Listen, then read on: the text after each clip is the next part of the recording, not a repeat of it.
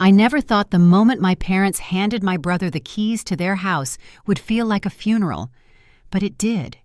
It felt like something died inside me that day, the last flicker of hope that maybe, just maybe, I was ever going to be seen as part of this family. I'm 30. My name's Rachel Morris, and until that moment, I honestly believed I could earn my parents' love, that if I worked hard enough, succeeded big enough, smiled politely enough, they'd finally look at me the way they looked at my brother. But no, they smiled at him like he was the sun, and I was just the shadow standing quietly beside them, applauding with everyone else, while they handed over the only thing they ever promised would be shared: the house we grew up in. Our house. Or I guess now, his. It was a sunny Sunday afternoon, spring air, blue sky, birds chirping, the kind of day that looks perfect in photos. They'd gathered everyone in the backyard under white canopies, catered food, champagne flutes, clinking. I thought it was just a family barbecue, something casual. But then my mom stood up with a glass of Prosecco and tapped it with a spoon. "I just want to say how proud we are of our son Jacob," she said, smiling like she was announcing a birth or a wedding, "and there's no one we'd rather pass our legacy to."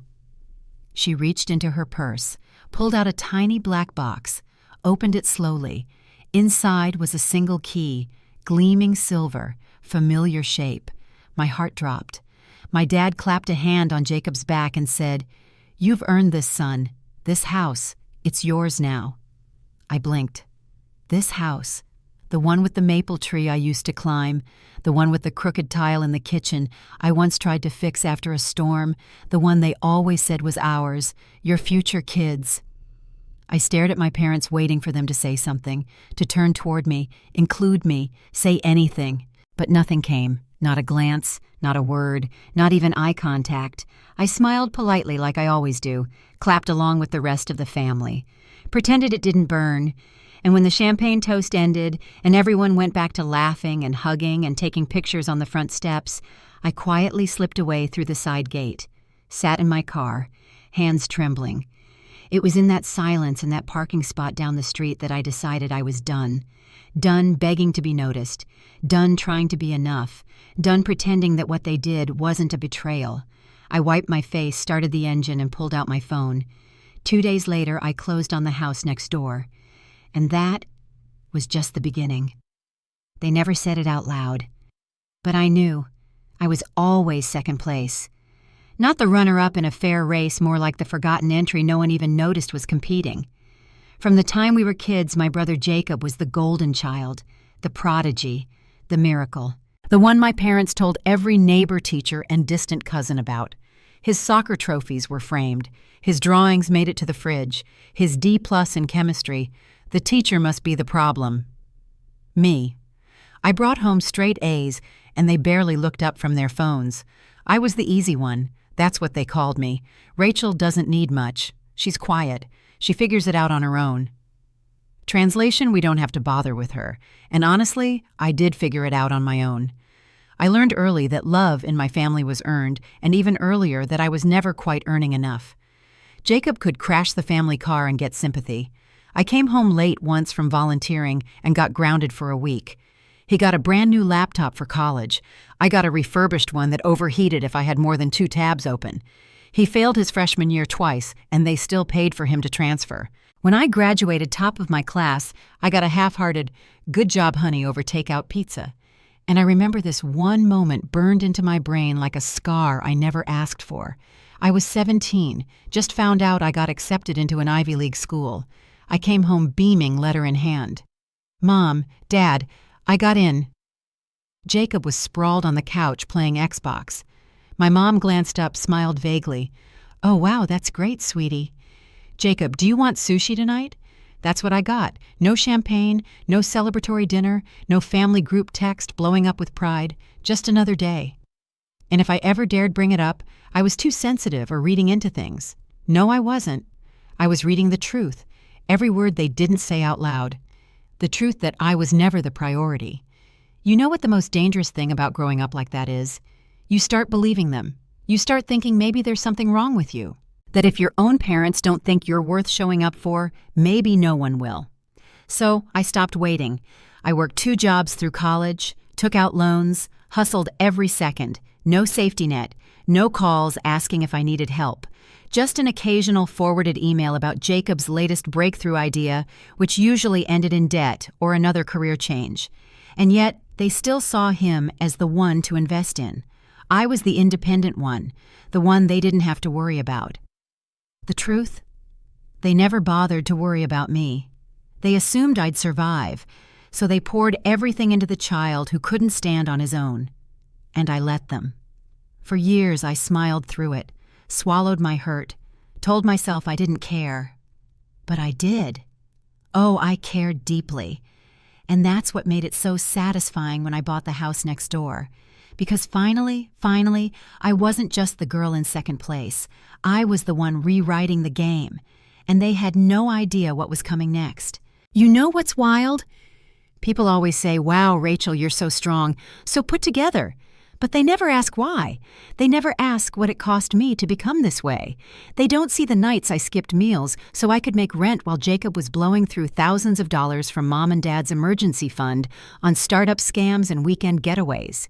They didn't see me crashing on a lumpy twin mattress in a shared basement while he was living rent-free in a luxury downtown apartment my parents leased under their name. They didn't see me walking 5 miles in the snow, yes, actually, because I couldn't afford to fix my brakes, while my brother got a brand new Jeep for his 21st birthday, despite flunking out of his third major. They never saw it, because I didn't show it. I made it look easy. And that was my mistake. See, Jacob failed loudly. His mess was public. His struggles were dramatic. And my parents? They rushed in like rescue workers every single time. But me, I failed quietly if I ever even let myself fail at all. I kept my breakdowns private. My panic attacks were muted behind closed doors. I'd cry in a bathroom stall, wipe my face, and walk into a job interview like I owned the place. No one clapped for that. No one even noticed. They just said, "Rachel's doing great. She's so independent." No. I was surviving. There's a difference.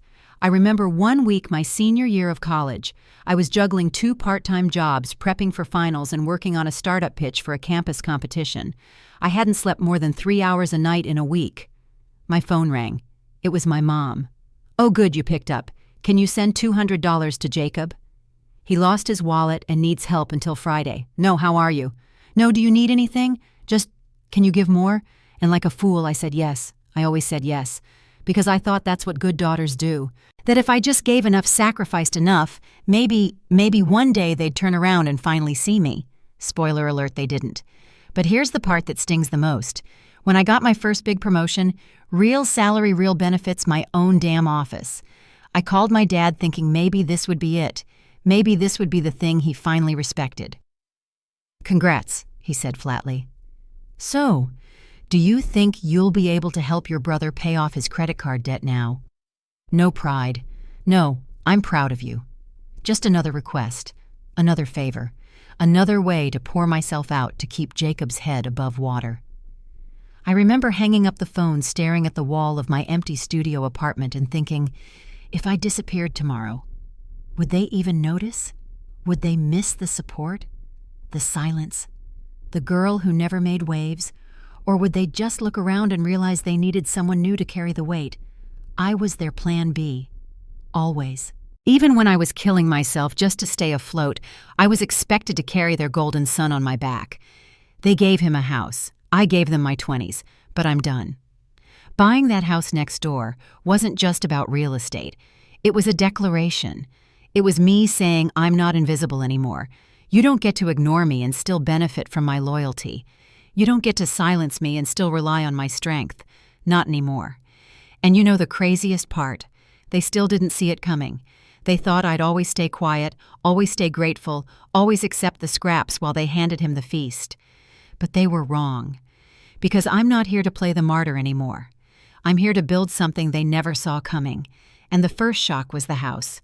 The next, "Oh, you'll want to stick around for that." They used to tell me it would be mine one day. That house, that white 2-story home with the red shutters and wraparound porch.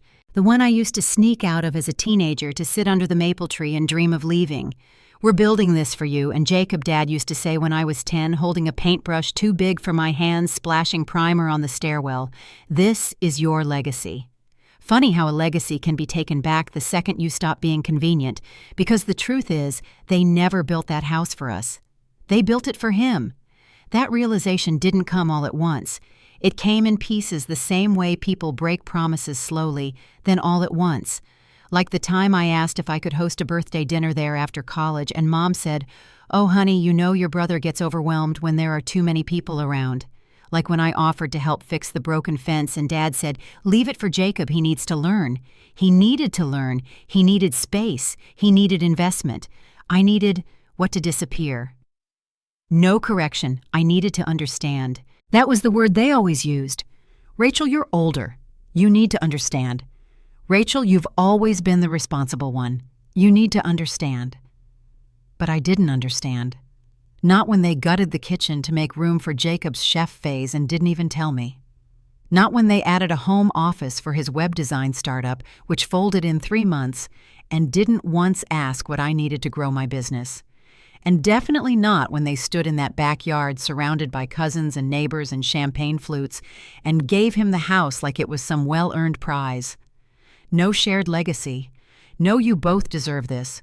Just Jacob glowing with pride, and me silent, smiling, burning. But here's what they didn't know. 2 months earlier, I'd been secretly working with a realtor. I wasn't looking for revenge. Not yet. I was just trying to get away. Something small, something mine. And then, fate handed me the wildest opportunity.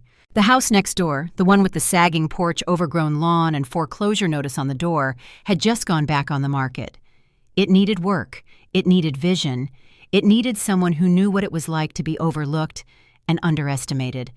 Sound familiar? I made the call, ran the numbers, and the day after my brother got handed a house, like a participation trophy, I put in an offer on the property right next door in cash. My cash. The one thing they said Jacob had that I didn't: potential. Well, I saw my potential in that rotting wood and cracked driveway. They handed Jacob a legacy. I was about to build one from the ground up. The renovations took 6 months. I poured every weekend, every lunch break, every ounce of free time into that place.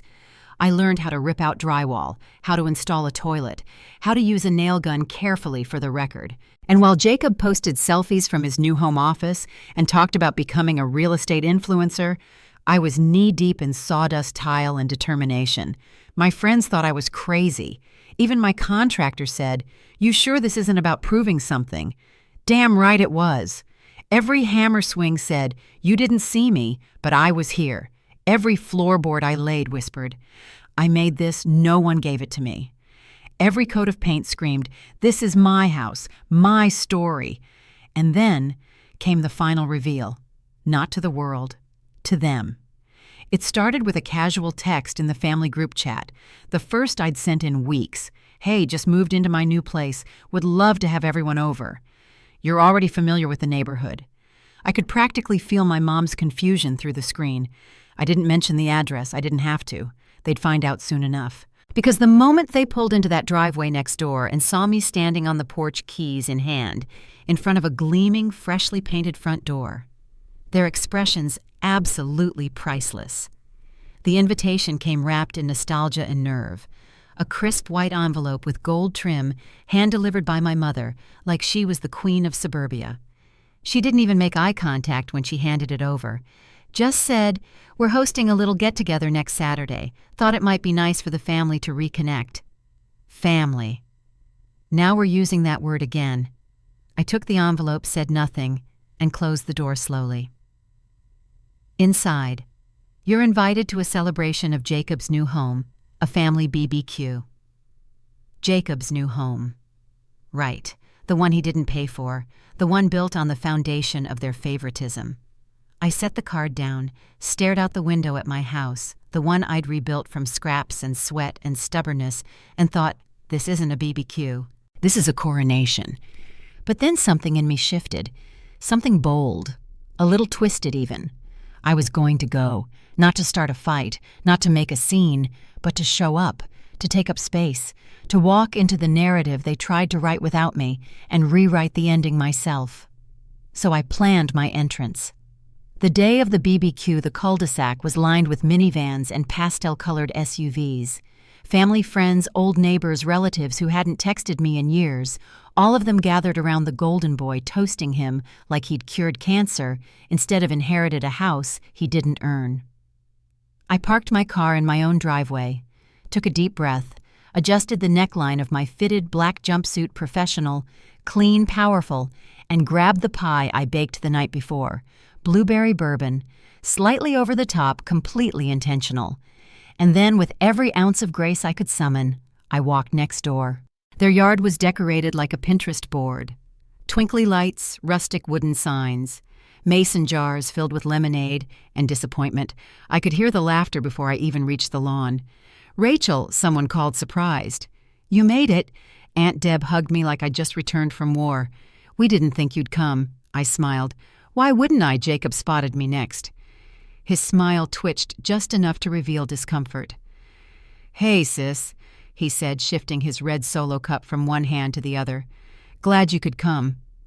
I nodded. "Wouldn't miss it. Beautiful house." "Yeah, thanks," he said, glancing toward Mom for approval. "I mean, it's kind of overwhelming, all this attention." "Oh, I'm sure," I said lightly. "It's a lot to handle." "When you didn't see it coming." He blinked, confused, and then boom, it happened. One of the neighborhood kids pointed across the lawn toward my house and shouted, "Hey, that new one's even cooler. Who lives there?" Silence fell like thunder. All eyes turned. I held up my keys and smiled. "That'd be me." You could have heard a blink drop. I walked across the lawn, heels tapping deliberately, and unlocked my front door. Then, without a word, I turned and called out, "If anyone wants a tour, you're welcome to come take a look." And they came. One by one, two by two, aunts, cousins, even a few of Jacob's friends. They wandered in gasping at the reclaimed wood floors, the sleek kitchen backsplash, the upstairs office with floor-to-ceiling windows I'd installed myself. Mom walked in last. She stood in the doorway like someone had just told her the house was haunted. "This is yours?" she asked. "Yes," I said. "I bought it, fixed it, furnished it." Dad stepped in behind her eyes, scanning the room. "When did you do all this, while you were busy turning the other way?" I didn't say it with malice, just fact. And for the first time in a long time, I didn't feel like the quiet one, the afterthought, the support beam holding up someone else's success. I was the architect now, and their silence. That was the sound of a narrative collapsing. There's a certain kind of silence that happens when people realize they've underestimated you. It's not the silence of confusion, it's the silence of reckoning. And that's exactly what filled the air as my parents stood inside the foyer of the house they had ignored until now, the one I rebuilt from the foundation up with my bare hands while they handed Jacob the keys to mine and called it legacy. Mom ran a hand along the edge of the staircase banister. "This looks expensive," she murmured. I smiled slow and measured. It was. But I didn't need a handout to afford it. That line, it hung in the air like perfume with a little poison in it. Beautiful, sharp. The rest of the family wandered the rooms, marveling like tourists in a gallery. My cousin Tara whispered, "You really did all of this." "All of it," I said. "No help, no inheritance, just hard work and long nights." Jacob was the only one not moving. He stood planted in my living room like a glitching statue. I watched his gaze move over my mid-century velvet couch, the built-in bookshelves I stained myself, the curated art prints, the clean lines. It didn't look like a starter home. It looked like power. It looked like purpose. "This place is..." He trailed off, eyes narrow. "It's nicer than mine." I tilted my head. "It should be. I earned it." His jaw flexed, and then my father, always the fixer, stepped in with his signature fake chuckle. "Well, sweetheart, this is certainly impressive. You really went all out, huh? Maybe a little over the top for one person." There it was, the diminishing, the need to shrink me back down to a version they could understand. So I leaned in. Maybe. Or maybe it's exactly the size success is supposed to be, when no one believed in it but me. His smile faltered. My mom shifted uncomfortably. You know, Rachel, if you ever need help decorating or… I don't know, advice. We've done a lot of home projects over the years. Oh, I said almost too brightly. I'm good. You see, when I needed support the most, you were busy choosing favorites. I figured out how to manage without you, and it turns out I'm really good at it. More silence. Not the awkward kind, the heavy kind, the kind that wraps around you like fog and forces you to feel everything you've ignored for years. I gestured toward the kitchen. There's lemonade on the counter, bourbon in the cabinet. Anyone who wants to stay, stay. Anyone who wants to go knows where the door is. I didn't yell. I didn't cry. I didn't make a dramatic speech or throw anyone out. I didn't have to, because the walls spoke for me, the countertops, the polished floors, the lighting that cast everything in warm gold. This wasn't just a house. It was a monument to every sacrifice they never saw. And now they were standing inside it. The neighbors, some of whom had been sipping cheap wine in Jacob's backyard an hour ago, were now buzzing around my kitchen, complimenting the tile work and asking about design inspo. A few whispered things like, I didn't even know Rachel lived here, or she's done so well for herself, hasn't she? And the kicker, Lily, our cousin who had always worshipped Jacob like a god, pulled me aside. Can I ask you something? She whispered. How did you do this? Like, really? Did you win the lottery or something? No, I said. I just stopped waiting for people to save me. She blinked, speechless. By the end of the night, my house had become the main event, the buzz, the Instagram story backdrop. Even the catered barbecue plates ended up being eaten at my dining room table. Jacob walked back home without a word. My parents followed about 10 minutes later. Mom turned to look at me from the porch one last time. Her eyes were wide, not angry, just small. For once, I didn't feel like I owed her anything. Not a thank you, not a smile, not permission to be proud of me. I simply closed the door, and for the first time in my life, I felt full. Not from food, from finally being enough. No applause, no praise, no speeches, just me, standing in the house I built on the street they thought they owned. And the only sound left was the door clicking shut behind them. I didn't expect them to come back the next day, but they did. 10:07 a.m. sharp, a knock at my door. I stared at it for a moment, coffee in hand, wearing my robe and zero patience. Then I opened it slowly, just enough to see their faces. Mom, Dad. No Jacob this time. They looked different. Not broken, but chipped. Can we come in? My mom asked softly, like she was treading through a minefield of her own making. I didn't answer right away. I stepped aside. They walked in slowly, eyes flitting around like it was their first time really seeing this place, this life, this version of me. We sat. They didn't touch their coffee. Neither did I. Finally, my dad cleared his throat. We didn't know. That was it. 3 words: lame, weak, inadequate. I tilted my head. Didn't know what? He blinked. That you had done all this. You didn't ask, I said, voice flat. Not once. My mom looked like she wanted to disappear into the couch. We thought you were doing fine, she said. You've always been strong. No, I corrected. I've always been alone. Silence. Real silence. No TV humming in the background, no phone notifications breaking the moment. Just 3 people sitting in a perfectly decorated living room with decades of damage hanging like fog. My dad finally spoke again. Jacob needed more help. He's always struggled with focus, with responsibility. And I didn't, I said, laughing once, cold. You think I was born, knowing how to refinance loans, replace my own brakes, pitch investors, renovate drywall. You think being capable means I didn't need support. Mom's eyes welled up. We didn't mean to hurt you, Rachel. No, I said. You meant to prioritize him. You just didn't think the damage would stick. There it was, the truth. I hadn't come this far to sugarcoat it. You can only be the strong one for so long before it hardens into something else. A wall, a warning, a vow.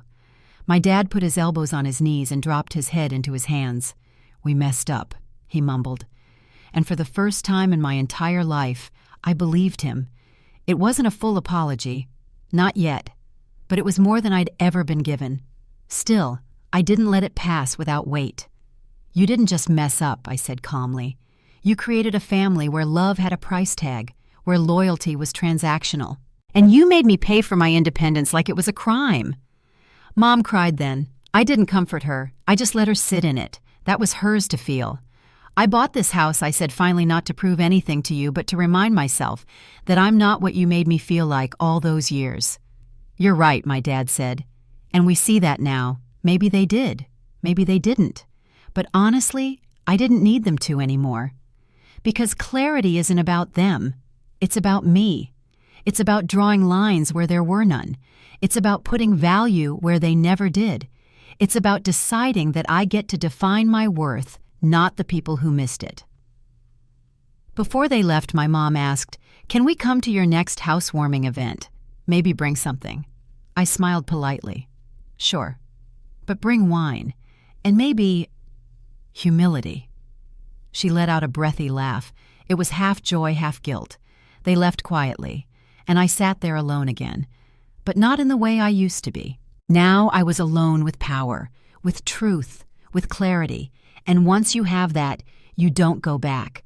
Because once you stop begging for love you always deserved, you realize you were never the problem. You were just too valuable to be seen by small eyes. They thought legacy was something you give, like a trophy passed down in a velvet box. But I've learned something they never did. Legacy isn't about what you inherit. It's about what you build. And I was building something bigger than a house with fresh paint and a mortgage in my name. I was building a name of my own. The whispers started after that barbecue. Word got around. Neighbors who barely remembered I existed suddenly wanted to know what I did for work.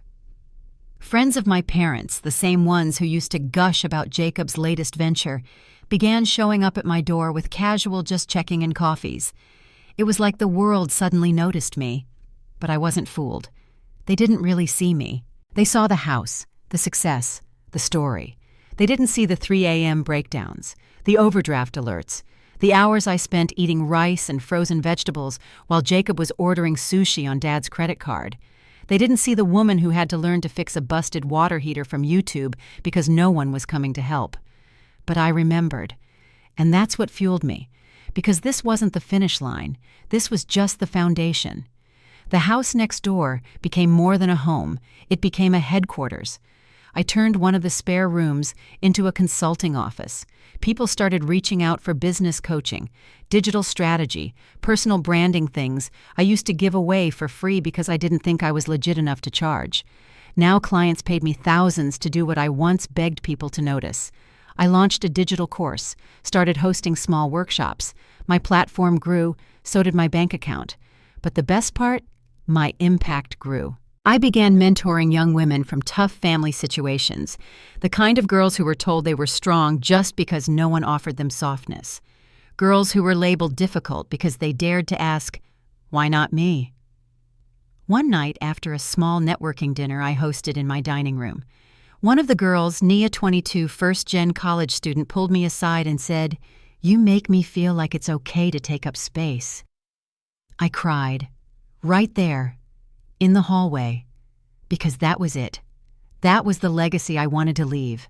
Not furniture, not square footage, but permission. Permission to be bold, to be loud, to build something even when the people closest to you think you're not enough, especially then. And while I was busy building, Jacob was busy unraveling. The pressure of homeownership hit him hard. Maintenance insurance, property taxes. He had no idea what he'd signed up for. He called Dad for help, again and again. But something had shifted. Maybe it was pride. Maybe it was embarrassment. Maybe it was the realization that the child they'd invested in had no return. Meanwhile, the daughter they overlooked, she was building equity. In her business, in her relationships, in herself. One afternoon, I caught Jacob staring at my house from across the lawn. He was holding a rake he clearly didn't know how to use. Our eyes met. He looked tired. I nodded politely and walked inside, because I wasn't angry anymore. I wasn't bitter. I was busy. busy becoming the woman they never saw coming, busy proving not to them, but to me, that I never needed to be chosen to be powerful. And the truth? They gave Jacob their house, but I built a legacy, and no one can take that from me.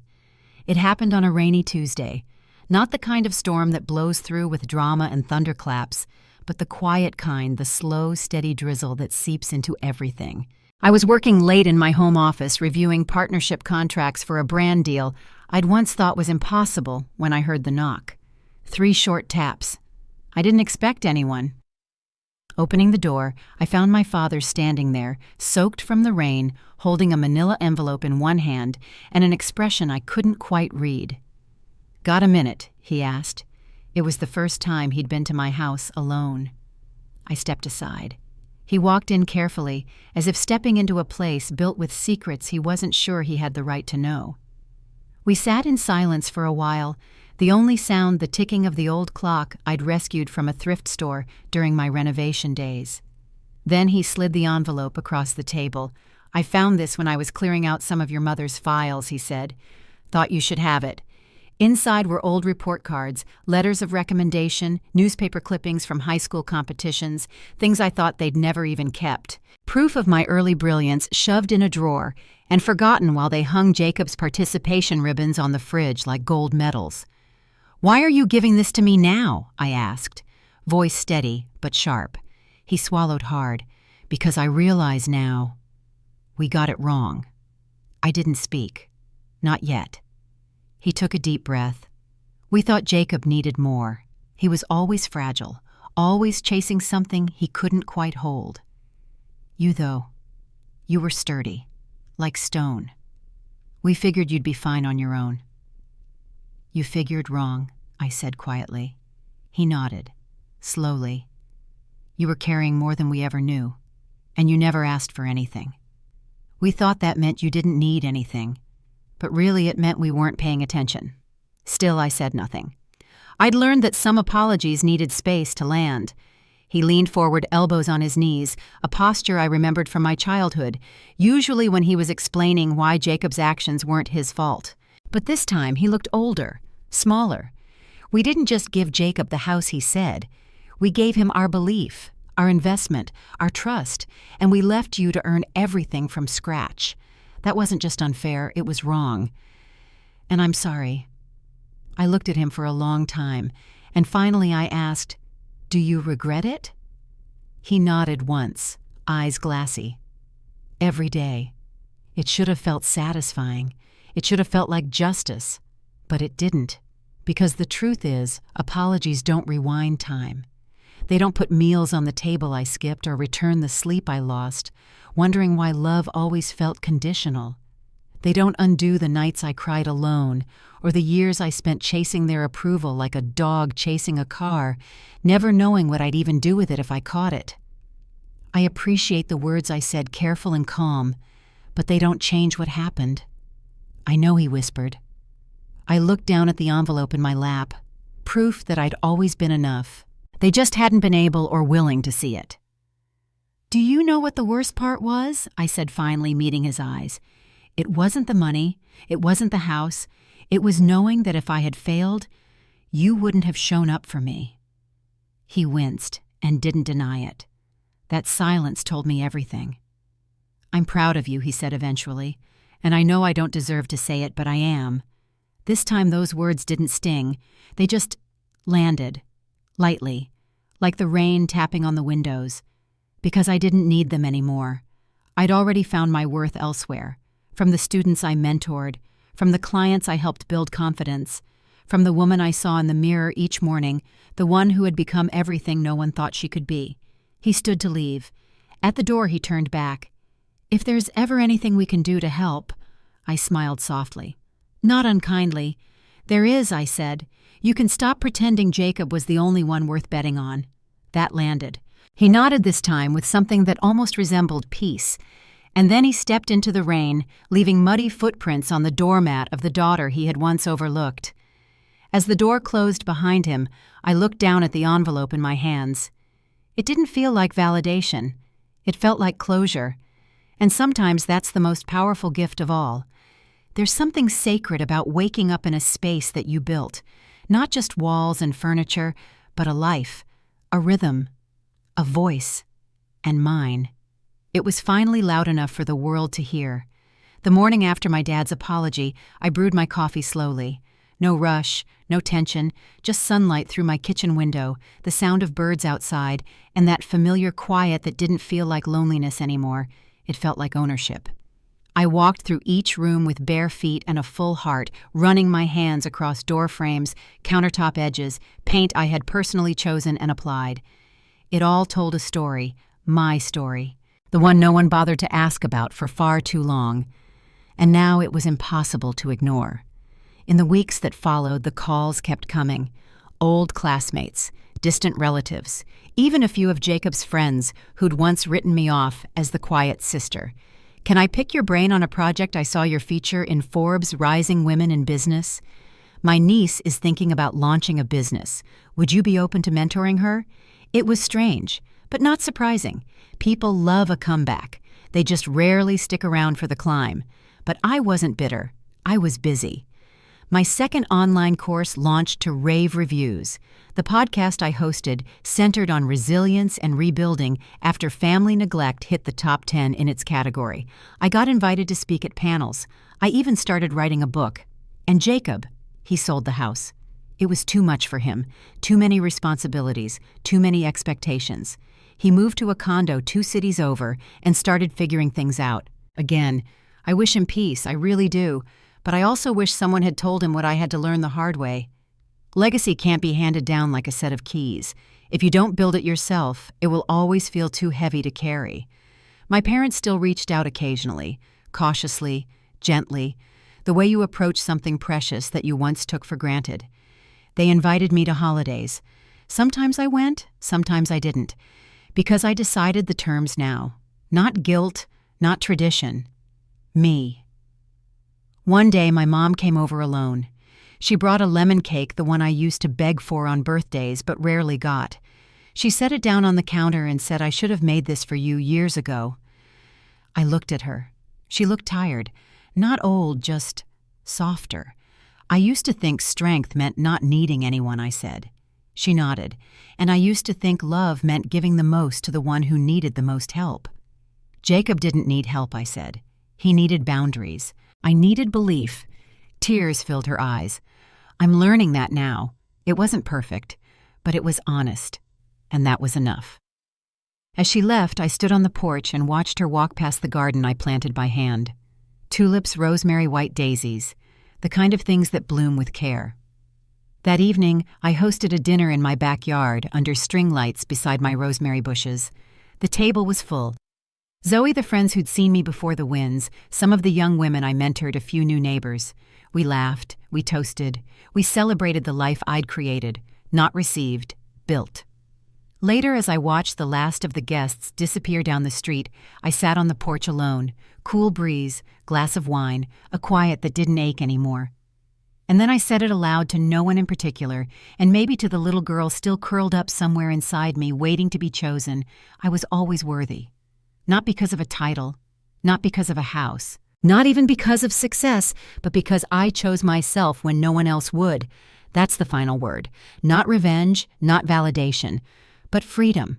Freedom to live without begging. Freedom to thrive without apology. Freedom to know deep in my bones that this is my life, my voice, my home, and from now on, my rules.